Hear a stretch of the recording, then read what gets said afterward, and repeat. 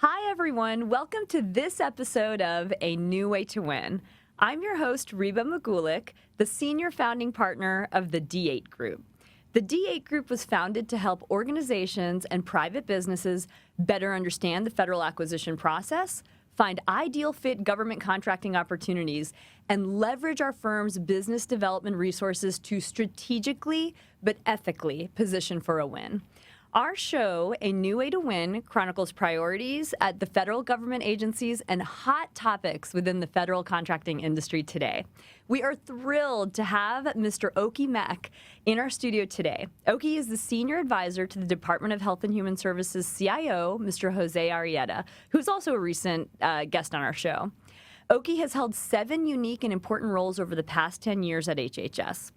Prior to that, he spent 7 years supporting the Department of Energy, and before that, he spent many years with Army National Guard. Oki works with HHS to champion collaboration and innovation. He embraces the big data paradigm and aims to change the world through emerging technologies. We are excited to welcome him into our socially distanced, highly sanitized studio to pick his brain on a few areas of interest. Oki, thank you so much for joining us today. Thank you for having me, Reeba. What a beautiful studio it is. I'm excited. I'm excited too. Thank you so much. So let me start with Oki asking you, can you share with our audience a little bit more about your current role in the senior advisory position? It's clear that Jose has tremendous respect for you, your ideas, and your guidance. So if you can share a little bit about your role, and also what are some of the key deliverables and milestones that you personally are trying to achieve for HHS in 2020 and beyond? Yes, definitely. So I am currently supporting HSS Reimagine. Okay. I still work under Jose, but I support HSS Reimagine, which is kind of trying to almost recalibrate to how do we provide the support and kind of facilitate the mission of HSS, which is to enhance the health and well-being of all Americans. Basically looking at service delivery, how do we transform, how do we provide service better for the American people in terms of health. There's 4 initiatives that are currently running right now. Okay. HSS Reimagine will end in September, end of September of this fiscal year. One of which is Buy Smarter initiative. Okay. Leveraging Accelerate, which Jose and I built in 2018 when we were in acquisition, and now both of us moved into OCIO roles. Buy Smarter is basically, in a simple way to describe it, is to buy smarter. Basically, HSS... Just like it sounds. Yes. HSS is a very large agency. Our operation dollar is about $1.2 trillion a year. Wow. It's either the first or the second cabinet department behind Department of Defense. Oh. We spend about $26 billion a year. My goodness. On products and services. So there's an opportunity there to look at what are we buying? Can we buy in bulk, or can we negotiate better prices in terms of products, services, and also looking at terms and conditions. Okay. The problem with what we have now is we are a very federated, decentralized environment. Right. Many silos, right? Many silos. We're buying things from the same reseller in some cases at different prices. Wow. A good example is Adobe Pro. I'm just throwing a number out. Why are we buying Adobe Pro at different prices? The CMS, we might buy it for $50 per license. CDC might buy it for $80 per license. From the same reseller. It's really the same product. Why don't we look into trying to compare one-to-one and say, why can't we buy better? Why can't we save the taxpayers money by diving deep into the data and using machine learning to, because when you have silo and decentralization, there's a lot of missing information. Okay. And you can't really compare one-to-one because terms and conditions may be different. Product and service might be bundled into one. So it's very difficult to do a one-to-one comparison. But using machine learning, you could actually do a very good descriptive analysis. Okay. If there are missing information, you could aggregate different information and fill in the blank. Okay. Hopefully that makes sense.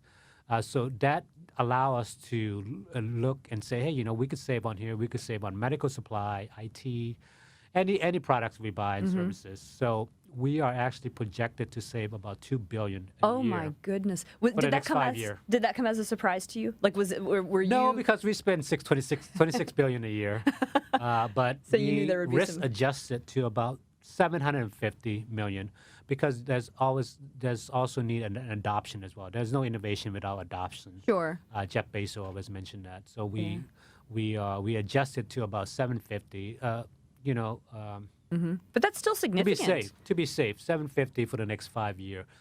So that's one of the initiative. Accelerate is not part of HSS Reimagine, but we built it using blockchain network. Okay. And people think about blockchain, they think about cryptocurrency, but we're not using it for cryptocurrency. We are actually building it inside the network, basically, as infrastructure use. Interesting. The key to that is to have transparency into what people are buying and a record, because there's a lot of discrepancy, right? When you deal with a lot of systems, from finance to acquisition to budget to even USA spending, reporting it, there's always going to be a lot of discrepancy.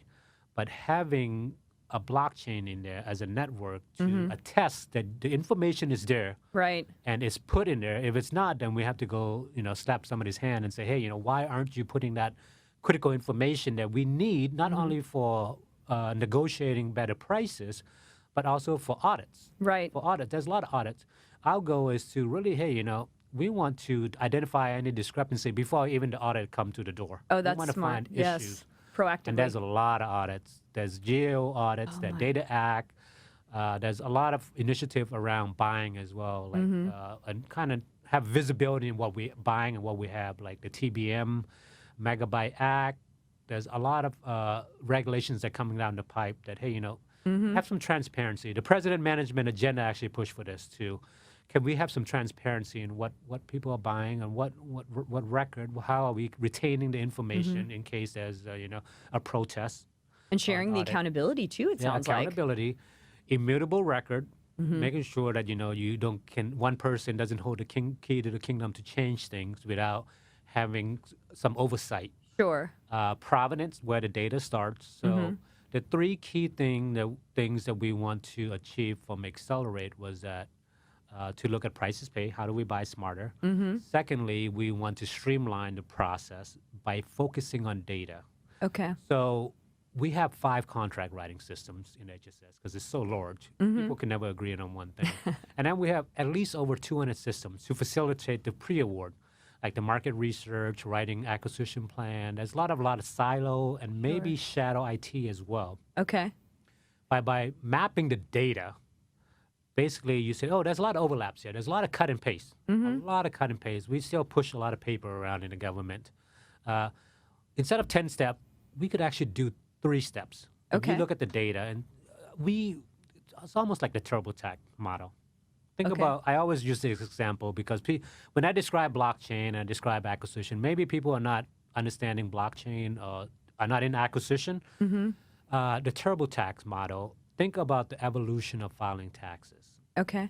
Early days, you file your taxes. It's all paper, right? Everything in paper, Takes correct. 1-2 weeks to do it. You might need a tax professional to help you out. You have to hunt down the information. In the early 2000, you could do it online. You don't have to go to the post office. Information could be looked up online. It still take a couple days to do your taxes. Right. Now with TurboTax, you could do it within an hour or 2 hours because data are being pulled from different dispersed systems, aggregated, clean. Machine learning is giving you a confidence score at the end. Are you going to be audited or not? Right. Think about that. That model could be applied to any process in the government. Sure. Think about it. In finance, budget, acquisition, HR, facilities, you could apply that because if we could get away from paper, I mean, that is the key. That is the future. That's how we provide better service, better transparency, better, just overall delivery of what we're doing. So I kind of get into the Accelerate, but because that's Jose and I's baby. Even though we're not part of the program anymore, over a year now. Right. But that was the. It's a conception. tremendous feather in your cap, though. I mean, that's a huge success story. And it is the first blockchain network that has been authority to operate in the federal government. So that was a big accomplishment because you don't think about innovation you don't think the government as an innovator. You think about the private sector. Usually something happened outside that you adopt and then we later. adopt Right. later. But we are actually pushing blockchain, the movement, from internally because Jose is so like visionary. Yeah. And I understand the government and the ins and out of administrative function, which I'll go into later. It was a good pairing, a good team to get it done. It takes a very strong leaders in the government to move innovation because innovation is not about technology when you think about it. It's about Is the it culture. cultural? It's a culture and all the legislations and regulations that you need to abide by. Right. So just understanding that is very critical. The second initiative under HSS Reimagined is Administrative Data Hub, meaning that we collect all the administrative information, which is HR, finance, facility, budget, travel, and combine them to look and have a better insight so we could plan better and strategize better. Okay. In terms, because everything's kind of go hand in hand, but the systems are in silo right now. And I think it's a great idea. I think that should be applied across all federal government. The Administrative Data Hub I think it's a very good idea.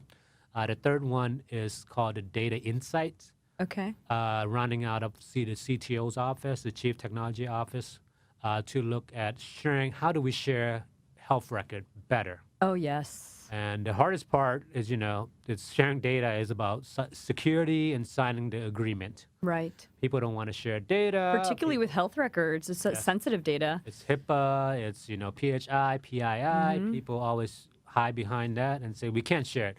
Without really understanding, this could be shared, this can be shared. In some cases, there's an opportunity to update the policy, right? Because if you don't change or you don't evolve with the time and the shift, you become obsolete. Sure. I think HSS is in a good position and should lead health policy updates, any policy update regarding to health, because we are, health, health and human services. So that's one of the initiative as well. The third one is the fourth one actually is the GDD, the digital, the Grantee digital dossier. Okay, GDD. So grants, HSS do a lot. We issue a lot of grants, about 500 to 700 billion a year. My goodness. So that's a lot of grants that we issue. We have a lot of system. The same thing with acquisition. A lot of systems out there that when we need to do risk management or risk analysis of applicants, basically pre-award before the grants is issued. It takes about 4 hours to do almost like a background investigation on the applicants. Okay. Are they paying their bills? Are they not behind on their taxes? Are they just one person company asking for $2 million? So you kind of have, but aggregating the data and cleaning it and analyzing it cut down a 4-hour manual labor intensive process to 15 minutes. That's amazing. That is projected to save about $100 million a year. That is just remarkable. From getting away from paper. Right. Antiquated process. So that's what I've been doing. I think the future is I want to continue to push innovation. I think the COVID is going to help, as we discussed earlier before we came on. I think COVID is going to help drive innovation. With more people working at home. And more people working at home, thinking more about data. Like, if we had this data insight, lives could be saved. Right. We could plan better and proactively plan better if we have this data insight or data information. So I think and not only that, I think money is going to be funding is going to be more added to innovation and modernization within the government. I think it's perfect timing in government to do it. Perfect storm. Exactly. And that actually leads to my next question. I think our audience is curious to know how the COVID-19 pandemic has impacted or changed the course of your work, if at all, and the department's work. And if there has been a change, has it affected your technology focus? Has it shifted? You were looking this way, now COVID happened, now you're looking this way. Is there anything like that going on? Definitely shifted the mindset and the perspective of an incident, a pandemic, or any incident that may happen, to think about working from home. How do we continue the mission, working remotely and being decentralized and having video conferences and not having in-person meetings? I think it really give us an opportunity to to think ahead and plan for maybe, in the next pandemic or the next incident that happens. It also, since my background is cybersecurity, it also opened the perspective of thinking about maybe a cyber pandemic. The COVID-19, it's propagated through, to air or to touching. I think cybersecurity pandemic, I think it's going to be here. To be honest with you, it could. It's not going away. Yeah, if it touched one system, maybe it could propagate itself to other system, similar to almost like a 0-day virus or something, where it just sit there, lingers, and maybe touch other system, and maybe mutate or expand without really not knowing. What a human eyes cannot go in and say, oh, I think we've been infected. That's why machine learning is so critical. If things change for the slice of sense, you could know, because machine will dictate at any change in your environment, and looking at audit logs. I think that's going to be major in terms of looking at another incident like this, and to maybe plan better. Sure. And the ATO process itself, because I'm cybersecurity, the authority to operate, because every system that's funded by the government falls under FISMA law. Right. Meaning that, you have to apply the security control, you have to assess it, and you have to be authorized to operate. I think we were not prepared in terms of cybersecurity. I think when you have a system that you want to gain insight and you want to build a system fast, how do we stand up a system? And the ATO process and the FedRAMP as well, very, very similar, takes about 6 months to 12 years to go through. I think it's very antiquated. It's very paper pushing. As I mentioned, the TurboTax model, I think there's an opportunity there because not everything is moving so rapidly, right? It's not, we're going to build something and it's going to be done in 5 years. Very waterfall type. And things are moving so rapidly in terms of technology, data, the shift, the leadership, things change so rapidly that that cybersecurity have to adjust and evolve with the paradigm shift. Right. If we want to, I think we could really accelerate the security of how do you do compliance and how you manage risk. Instead of 6 months to a year, you could do it within a month. I think I could do it within a month. Okay. Applying AI, because the hardest part is the assessment part, which is very manual, a lot of interview, a lot of looking at paper. Right. Takes about 2 months, maybe even 3 months to do assessment. With machine learning, you could do that, in a matter of weeks, to be honest with you. Because like I said, with the TurboTax, you could do confidence score. Right. You could run, because you have the criteria. There's no politics or you shouldn't have gray area in cyber. It should be yes or no, and then make a risk-based decision. Yes. Running machine learning and say, hey, you meet this criteria, yes or no. Instead of me interviewing you and take an hour just to go do control by control, I could do in a matter of minutes. And to run it, that's about just giving you a little background. A high system, it's about 650 controls. A moderate system is about 550 controls. Okay. And a low system is about 420, 450 controls, security controls. And doing the assessment, you have to go through each control one by one, line by line, which that's why it takes months. Very and months time to do. consuming. Time consuming. Yes. Machine learning allows you to give a confidence score for each control, and say, okay, if it's 80% or higher, I just need maybe one or more information, and I move on to the next one. So you pick like a threshold that, hey, if I'm 90% confident, I'm going to make an executive decision to move forward. Or maybe I needed more information, but it also allowed the system owner to say, okay, I got 50 score right here. Maybe I didn't read it right. Maybe I didn't read the criteria right. Maybe I need to add more Too information. good to be true, you mean, in that scenario? Now that allows you to be agile. Okay. Because now you could spin things up in an agile manner. Because things changing like daily, weekly. You can't wait, every 3 years to authorize an ATO. If things are changing so rapidly, you could do it. You could say, hey, it's part of your change management. Right. It's not a 3-year exercise anymore. It's your daily activities now. Built into your anything day-to-day. Anything that's built, you can scan it right away. Run it through all the controls. Run it every time there's a change in the system. That is your change management. and then you could release it. That's a running ATO now. You don't have to go to the paper every year, every 3 years. That costs millions to do. I think accelerating and optimizing that process could save and lower the risk, because cyber risk. I mean, cyber breach. It's very expensive. Of course. Like the Capital One just got breached. There, projected to spend about 150 million. My goodness. OPM hack projected to spend about 1 billion. Think about that, a hack, because and the biggest risk is your people, the users, that's using it. It's not the hacker, it's the user. If you don't educate them right, if you make security so difficult to understand, people are going to work around it. Think about it. Exactly. People They'll find a work workaround. around. Yeah, I mean, it's so difficult right now. It's mundane. It's tedious. We need to make cybersecurity easier and kind of evolve with the paradigm shift of big data and technology shift. Sure. I think that's the key. Sure. No, that makes a lot of sense. On the topic of technologies, are there certain technologies that have really captured your imagination or your heart, technologies that have really impressed you Yes. in the recent work that you've been doing? I think blockchain is the future. Okay. And machine learning. And I'll start with machine learning. When you have a lot of dispersed systems and shadow IT, the standardization is out the window. People, when they bring up system up, they don't think about standardization or security. They just think about efficiency, right? It's just bandage, trying to get things that work done. And I don't blame them. They just want to get things done.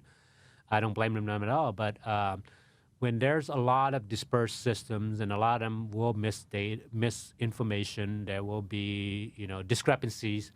Machine learning will take almost like a data warehouse. You take dispersed system, right, and you run machine learning either supervised, which is almost like teaching a child, basically. Hey, go in there, go in this room basically and find me this. Find me a book, find me a pencil, a pen, and bring it back to me. And I reinforce it by teaching a child to get smarter. Okay. It's basically that you're teaching them to bring you the right. What if I would just want a pen, not a pencil? A pen and a pencil kind of similar, right? At first, I could say, go to that room and give me something I could write with. They could bring a marker, a chalk, a pencil, pen, whatever. And then now you could be more specific and say, oh, bring me a pen. And then you reinforce it with subject matter expert in acquisition, HR, whatever field it is. You refine it and say, that's how the machine is getting better. It's basically teaching machine to think like human. Right. Unsupervised meaning just go in the room and categorize everything for me. And then I'll make a decision on what's in there. What do we have? Because you have to have insight into the data before you can make decision. You can't manage something if you can't measure it. And by having insight in the data, you can measure things. And you could have data insight, and then now you can start doing, performance measure. You could do the buy smarter, prices pay analysis. You could ask the machine to give you recommendation. What are contracts that usually come up with issues? What contracts what solicitation process that usually get protested? Right. What are things that are getting a lot of audits? What are high risk? And then you could start planning proactively to start thinking, hey, there's another way to get this better, to do things better. Are there any pitfalls though? Yes. Are there? Yes. What would the critics say? The critics will say, well, there's many pitfalls. There's positive and negative as well in machine learning. I try not to say artificial intelligence because it's such a broad term. Augmented. That's I what say you augmented intelligence. So you've been following me. Augmented intelligence. Yeah. So I'm not trying to say lose people's job. I'm saying make your life a lot easier. We bring in contracting officer to negotiate better price and to make sure that the regulations and policies are followed, not to be slave to technology, not to be doing data entry, labor intensive, cut and paste. I didn't hire a CEO that's very expensive to do that. I hired them to do that job, not to be slave to technology. So I try not to say artificial intelligence because when people think about artificial intelligence, I'm gonna lose my job. Right. I think of machine learning. Okay. The White House issues some guidelines around AI. The biggest one, the major one was that, hey, make sure it doesn't alter the policy too much. You can't just ignore policies and laws and regulations when you want to do AI. And the second is collaboration. Make sure you collab, not just within the federal agency, but also with the industry and the taxpayer as well. And here's why: because there's bias in algorithms that you write. When let's say we use AI for grants acquisition and USA jobs. Okay. If my livelihood is on the line, if I should get this grant, or should I get this contract, or should I get this job, I want to know what criteria, what algorithms of that machine learning is using to dictate if I get that job, or to give recommendation to the decision maker that, hey, should I get this job, or should I not get this grant, or should I not get this contract? Okay. So transparency is key into the algorithm of the AI or the machine learning, right? Because I want to know, right? What are you grading me on, right? What is my criteria? Exactly. Because my livelihood is because, if something is biased, I could protest it. So AI bias is big, and humans have bias as well. But that's AI bias as well. Maybe your algorithm doesn't have all the information to make the decision that will dictate my livelihood. Maybe we need to discuss and collaborate. That's why they're pushing transparency and collaboration. And in any algorithm you write. Okay. When I say transparency, now blockchain come to play. I think blockchain is big. I think it goes hand in hand with machine learning. Not having one person that control the algorithm that could go in and tweak it without anybody knowing. Right. But blockchain will attest that it had not been altered. The algorithm has not been altered. So the two together Yes. are giving you a more Yeah, you basically complete brought answer. in the trust. Trust comes with a lot of risk. Of That's why you course. buy insurance. If I lend you my car, I'm trusting you, but there's a lot of risk there, right? Of course. So there's a lot of risk. The president management agenda push for transparency.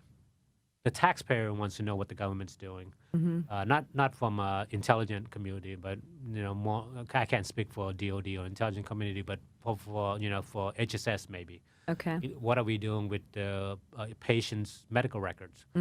But the blockchain will allow you to have immutable record, transparency, provenance of the data. People can't just go in there and change. Can we attest that the data is there?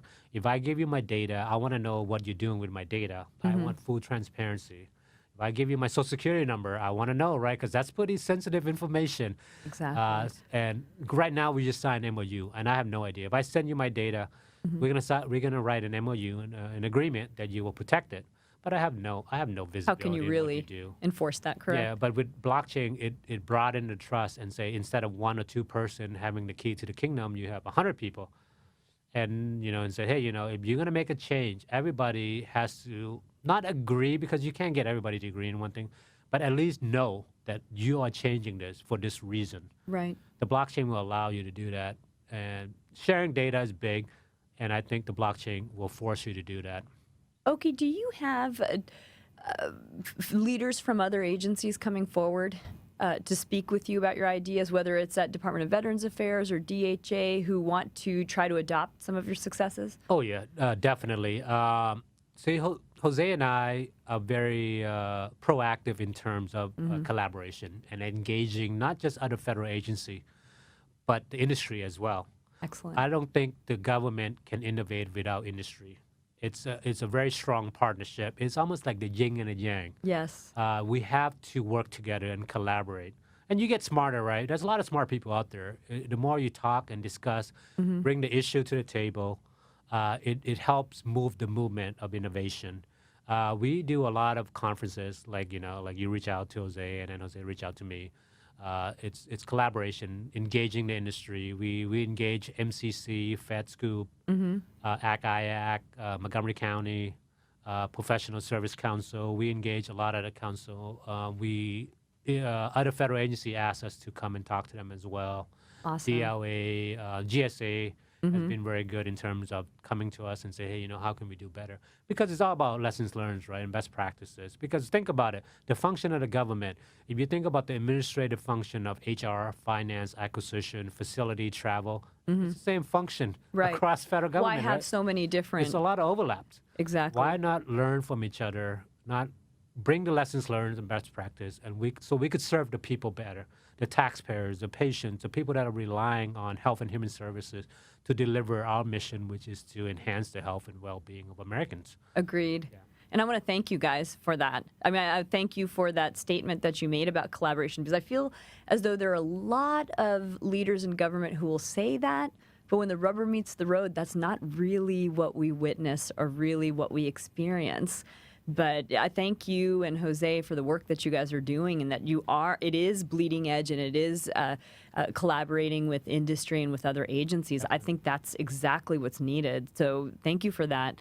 So on the topic of industry, so let me ask you this, because I always like to ask this for our audience members. Oki, if you were to switch roles with industry and come into your own office, or really any office within any optiv at HHS, and you were to pitch yourself on a critical technology or solution, what would be your approach to get HHS's attention, and what would be your approach to effectively get this message across? And I give this advice to all the folks that come in and talk to me from industry. And I think understanding the issue of what, if you're talking to me, is going to be acquisition, cyber, IT, and health. You really got to understand what my issues are. Right. What I'm trying to solve, or can you promote or recommend something? Finding issues is not hard.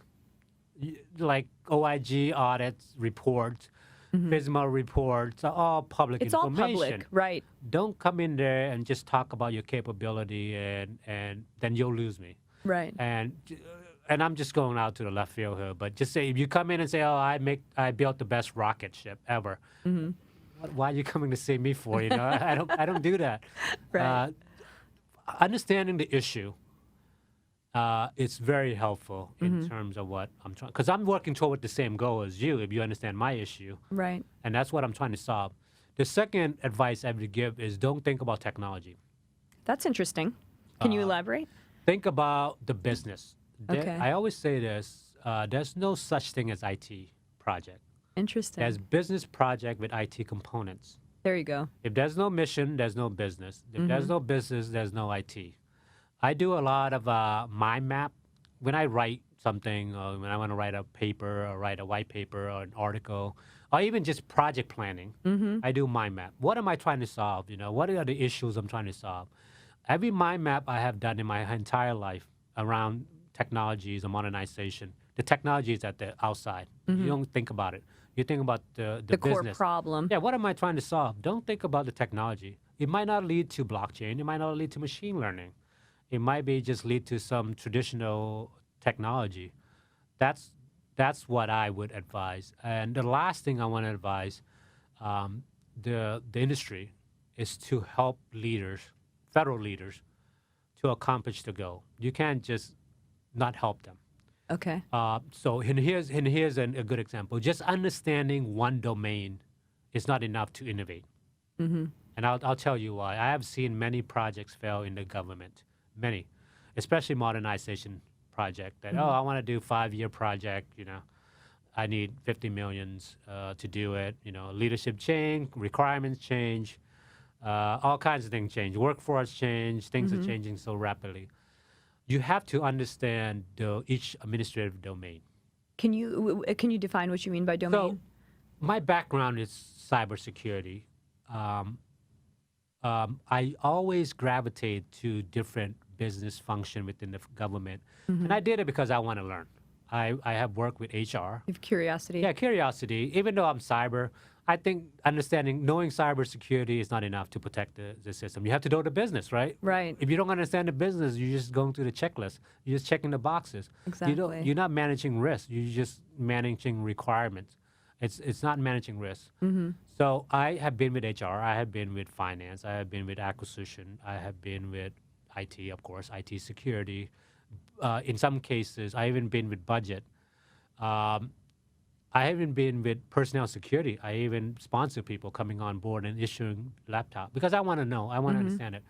So if you want to modernize and you are leading an initiative, say finance, understanding that domain is not enough to modernize. And here's why.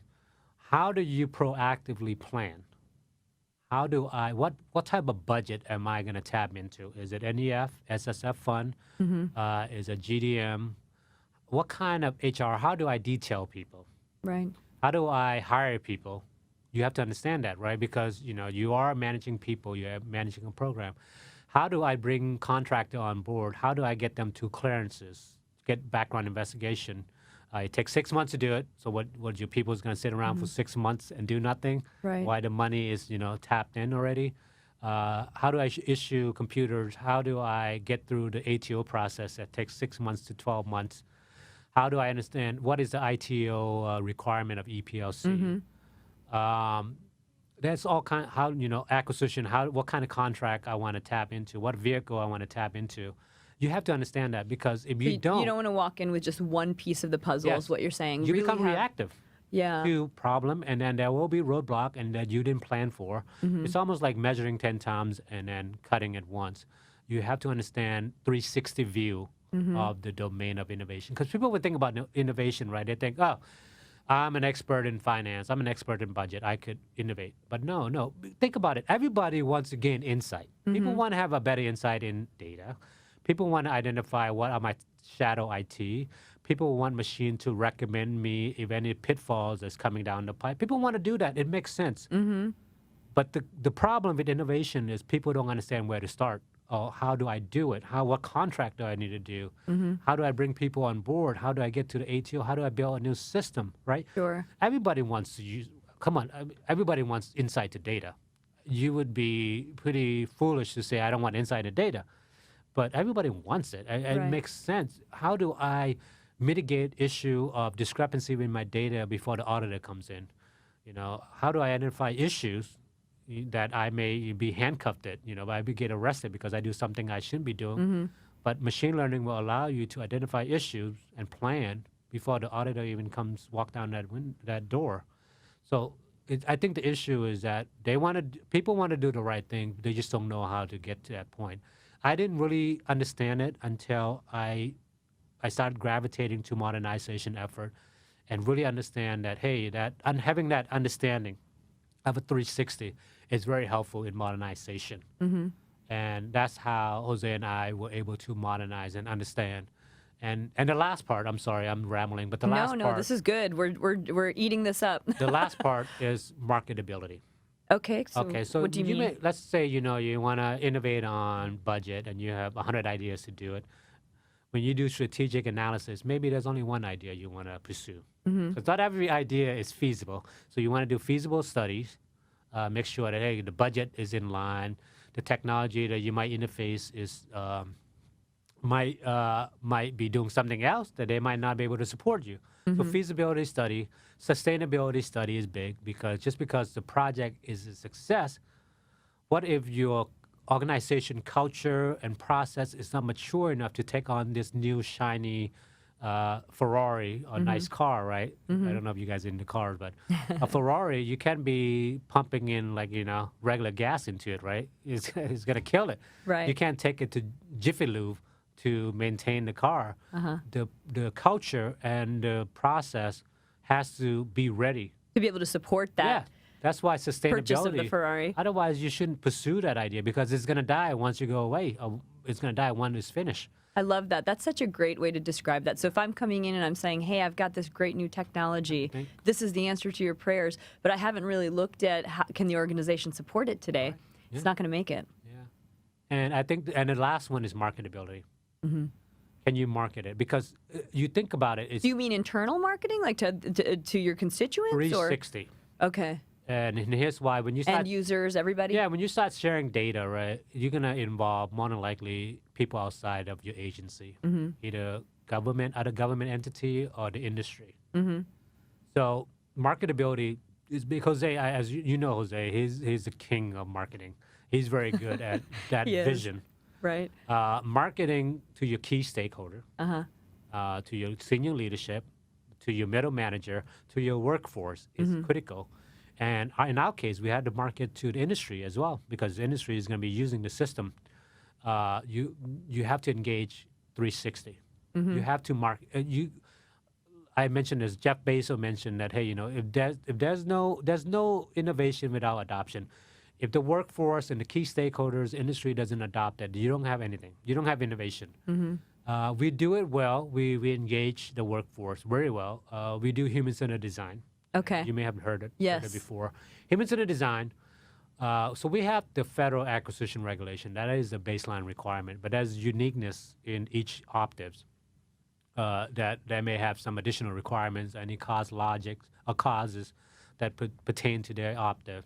So we want to add that to what we are building to get the pain point. You know, we're not going to be better at acquisition than somebody that's been doing it for 30 years. So our slogan was that the optives, the professionals, are building this. The industry actually helps shaping this solution. We are just facilitating the build. We are not building it. Right. They are driving the solution. Okay. So we human-centered design, meaning that, hey, you know, we go and talk to them, understand their pain points, actually ask them to navigate through the system. Maybe when you do something every day, you don't think about innovation. You just think, like, oh, I do this. But if if a third party look at it and say, okay, yeah, why do you do that? Because I've been doing it for 20 years. I don't know why. Because this system is slow. So I went around. So you kind of watch them, and then you take back the idea and wireframe it. Basically, brainstorm and wireframe it, and take it back to them and say, hey, does this make sense? Let them shape the solution, because they're going to be using it. You're not going to be using it. They're going to be using it. And what a great way to get adoption up front. Oh, that's what I was getting right to, up Reeba. front. Yes. Adoption, human-centered design has almost a hidden agenda. Okay. Think about it. If they don't buy into what you're doing, they're not going to champion it. They're not going to convince their leader to champion you, because you're going to have to ask for money. Yeah. Once it go live, you know, the optives, it's called Service and Supply Fund. They pay the front office, the headquarters, whoever's managing the system, money. Okay. If you don't have adoption, there's no innovation. If you get them say, hey, you're building it. This is your idea. This is your build. They're going to support it. They're going to champion that solution. Then it's easy to market, right? They're going to say, okay, yeah, that what Jose and Oki are doing is perfect. You know, we are building it. They're just helping build. So this is actually our bill. So that's why marketing is so hard for people. People don't think the government needs to market, but you do. You need to market your ideas, and then getting people to lean in and collaborate. Like I said, there's a lot of overlaps. What if CDC is doing something so good at closeout or solicitation? Maybe they could share that with CMS or with FDA. But you have this environment where people could share and collaborate and exchange ideas called Accelerate. That is the future, because you are changing the hearts and mind of the people as well. And, you know, that's why I don't talk about technology that much. It's about culture change. It's changing culture and winning the heart and mind of the people. I sound like a politician now, but you do have to. It's true. I love it. At the end of it is people using it. Yes. You have to convince the people. It's not about the technology. Exactly. It's funny. It's like I coming from a sales background, I tend to think that everything is sales. And I say everything is sales. Parenting is sales.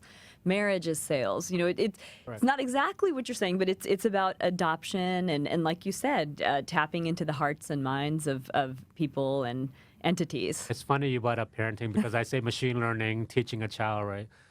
Nowadays, you know, I have two boys. I negotiate with them. Yes. I don't give Same them here. I don't give them allowance. If I want them to do something, I said, hey, you know, you want this Convince me. switch or this money, you have to do it. You have to go to this. Maybe go read a book and I'll give you money. Yes. Or maybe do this and I'll give you money. There's no allowance. There's no free money. There's no freebies in life, in the Mac kids. household. There's no. You have to convince them and say, they have to think that, hey, you know, what's in it for me? Why am I doing this? You know, there's a purpose around it. And it teaches them, you know, it's free. Money doesn't fall out of a tree, you know. Yes. You have to earn it. Yes, And exactly. I think getting off topic, I think school doesn't teach enough about money. I think I agree with parents you need on to teach that. about money. Agree. It should not be a taboo topic. But you're right. That's for our next that's for our next podcast with you. So let me ask you one final question. Oki, what should industry be on the lookout for? Is there anything on the horizon in 2021 opportunity-wise where you'd say, hey, industry, pay attention to X? You should pay attention to what's coming out of White House and Congress and any legislation that comes out. Like the President Management Agenda asks that you better improve your service delivery to the American people. It also asks for transparency. See, I'm not talking about technology. I'm transparency. the taxpayer wants to know what the government's spending, what are they doing, are they protecting our health records, our personal information, and then the second one is MGT, the Modernization Government Act. It asks for, let's sunset some of the old technology that we can't even hire people to manage. Yes. Because it's so old, people don't even, there's no COBOL developer or mainframe anymore, that type of thing. Right. And it doesn't integrate well with other technology. It's not interoperable. It's not flexible if I want to move to the cloud or if I want to move to other COTS product because I don't want to vendor lock into anything. That's why Accelerator is it's the future. We basically separate data from application. We build microservices. And a good microservice analogy is that like a phone, right? In traditional system is antiquated. It's one application with one database or two. It doesn't matter, right? It's very antiquated. You kind of access all the data. Microservice is it's almost like a phone. The app is a microservice basically. It's independent of one another, but it's accessing the same power or energy, access the same data, but you could delete an app without interfering with other app. Does that make sense? Yes. It's a little bit harder with an antiquated application because you have to do a lot of regression testing. But this microservice, you can plug and play, and also it allows you to plug because we can't convince everybody to use the same COTS product. You could plug a COTS product into the data warehouse and access the data. If CMS wants to use Prism or Appian, it's okay. We're not going to force you down your throat to say use microservice or use Prism or use Salesforce or ServiceNow. You could just plug it in, access the data through an API of some sort. Okay. Access it. That gives you the flexibility. And not only that, it gives people because when you control your own budget, you have a little bit more control of what you want to buy. It allows you to use a microservice, use different COTS, go to the cloud, whatever. It's easy, it's flexible, it's plug and play. That's why it's critical. So the MGT speak about improving, transforming, and getting away from old technology, sunsetting old technology, and looking into new technology that will facilitate the business. The cloud as well. I think the cloud is big. Having some kind of cloud strategy and moving to the cloud. And just looking at different regulations, what are the governments having issue with? Data discrepancy. That's why the Data Act came about. When you deal with 100 finance system, 100 acquisition system, 100 budget system, and then U.S. spending, where it reports up to Congress, then you're going to have a lot of discrepancy. Right. A lot of discrepancy. That's why the Data Act came about. And you have geo audit as well, where there's a lot of issues with, discrepancies. It's always discrepancy. We need transparency. FISMA as well. FISMA, which is around security grade score of what agencies are doing in terms of securing their system. Okay. You could find that online. Meritalk they publish the grades for all agencies. The White House does that as well. So you could find that information. FATARA score. If I'm going to talk to, say, HSS and FATARA score is an A, maybe you might want to focus more on the business and less of the technology. There's a way to look into it. And then you have OIG audits. You're trying to solve an issue, right? You're trying to help the government solve the issue, and how do we better service? And then you also want to help the government abide by the federal laws and regulations and legislation. Why not start with the source? Right. And help? I think that's the best advice I could give, is all this information is free. Yeah. You just have to take the time to dig it up and look through and understand it. I could tell you right now, just going to conferences and handing out cards, it's not going to work. Because you're not solving anything. You're not helping anything. And Jose and I are very good at taking meetings with industry. Because I think, if they took the time and money and effort to come see you and kind of get a better understanding of what HSS is doing, at least I could do is just, meet with them. But you can't just come in and talk about your capability without understanding what my issues are. If you don't understand it and you didn't have time to research, just ask us. Don't just start out by talking about your capability. Right. Okay, what is your issue? What are you trying to solve? What is your pain point? Human-centered design, the federal people. So I think from a federal perspective, I don't think you're doing your job if you don't collaborate with other federal agency or with the industry. I absolutely believe that. I think we owe it to the taxpayer to deliver a better service that's transparent, that has immutable record, and have, people want to know what we're doing. It can't be done in a silo or in a dark room somewhere. Sure. If we have nothing to hide, share it. Transparency. That's love my it. advice. I love it. That is great advice. Unfiltered. Oki, thank you so much for joining us today. I have learned a lot. I know our audience is going to just really enjoy hearing this fresh information from you. So thank you again for joining us. And we hope you'll come back. This is a very nice studio. This might be the nicest studio I've been to. Oh, thank you so much. Very professional. Thank you. Well, you're always welcome back. And thank you for joining us today. We will see you next time.